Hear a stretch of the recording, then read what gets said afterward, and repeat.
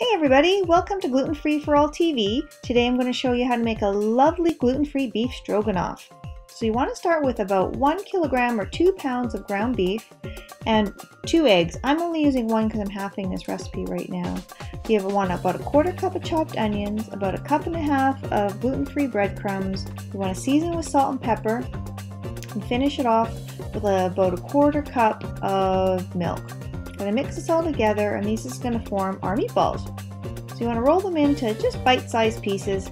That looks about good. You don't want them too big. You want them small enough that they're not too hard to manage. So we're going to cook these at 350 degrees for, let's say, about 40 minutes. Make sure you keep an eye on them so they don't burn. While these are cooking, we're going to get on with our sauce. We're going to start with a 1/4 cup of butter, 1 cup of chopped onions. We're going to sweat these down till the onions become translucent and start to smell beautiful. From here we're going to add 1 cup of sliced fresh mushrooms.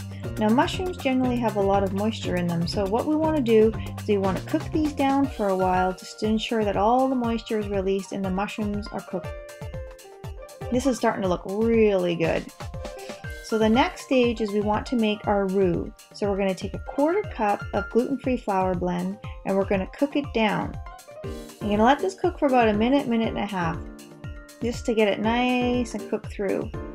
From here we're going to add about a 1/4 cup of ketchup and 2 cans of gluten-free beef consommé.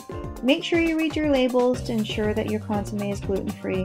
There seems to be a lot of brands out there right now that are, so it shouldn't be a problem finding this.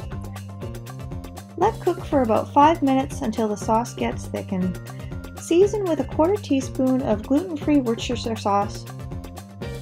Let cool and then add 2 cups of sour cream.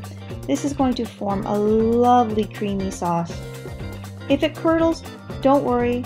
You probably just had your sauce too hot. Just when it cools, just give it a really good mix so all the proteins combine back together. In the meantime, remove the meatballs from the oven and one by one drop them into your lovely stroganoff sauce. At this point, check for seasoning one last time and add a little bit more salt and pepper if you think it needs it. Get your gluten-free pasta on the stove, or your mashed potatoes, or your rice. There you have it, folks, an amazing gluten-free beef stroganoff. If you enjoyed that video, be sure to like, subscribe, and share with your friends.